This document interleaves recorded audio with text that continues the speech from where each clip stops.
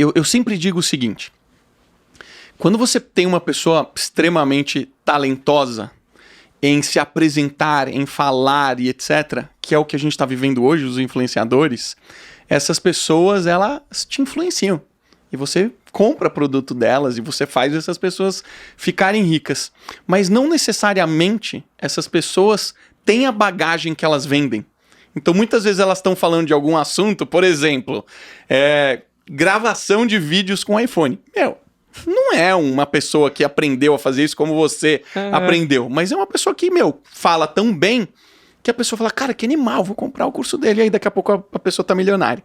Aí eu digo que quando você consegue usar essa capacidade do marketing com o conhecimento técnico, aí você tem pessoas brilhantes.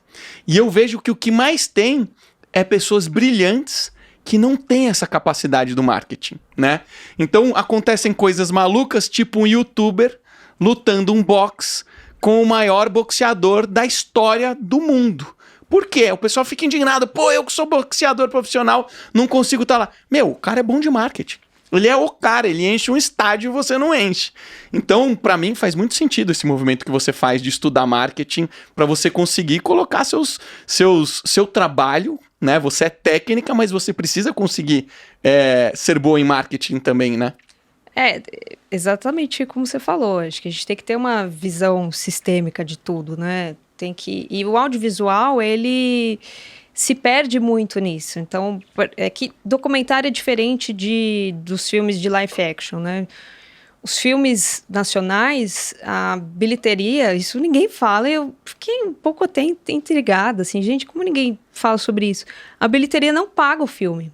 Essa é a verdade. Vou dar um exemplo aqui de números. As vendas do cinema não são suficientes para pagar a conta? Sei lá, 90% dos filmes. Então, vou dar um exemplo, tá? Pra gente não ficar só devagar. Etéreo.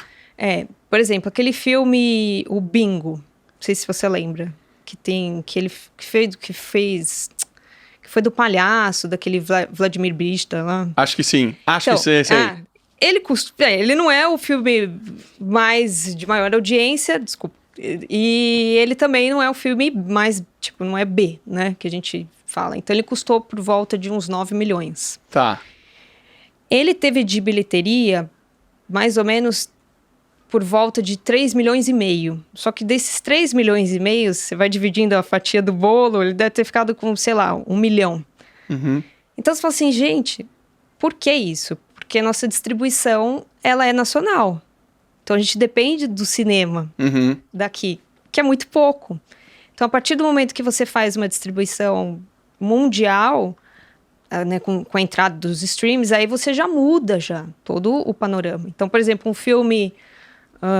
aquele que até a diretora ganhou um Oscar, chama No Man's Land. Não é produção brasileira. Eu vou estar só fazendo um paralelo pra gente entender exemplo. No Man's Land? É isso? No Man's Land. No Man's Land. Ele custou por volta, até barato pro padrão de Hollywood, custou por volta de 5 milhões de dólares. E teve de faturamento 40 milhões de dólares. Então compensa para um investidor...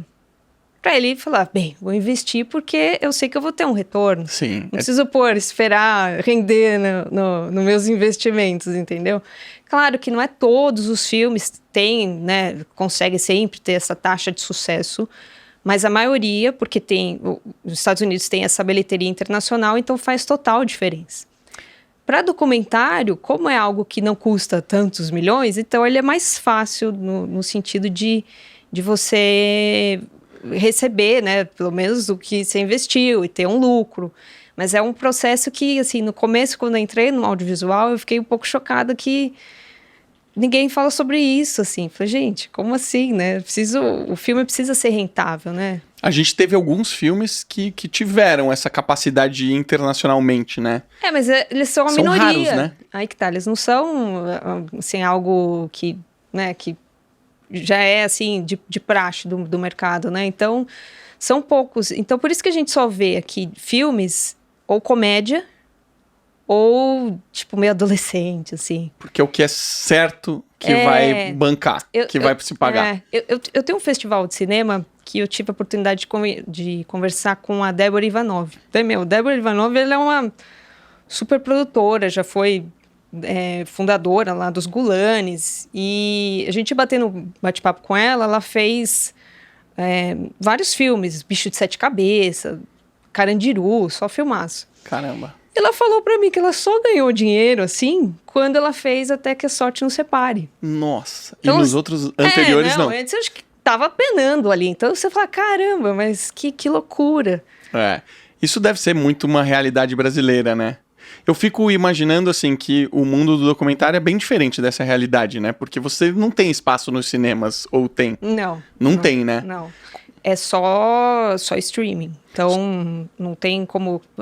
porque não tem público, né? O público entre tá ali os Vingadores e vai falar, eu vou ver um documentário brasileiro? Jamais. Vai falar, imagina que eu vou ver isso. Então, você tem que criar uma base de fãs, entendeu? É diferente. O Data Limite, até que foi meu primeiro longa, por incrível que pareça, foi o documentário mais visto no Brasil.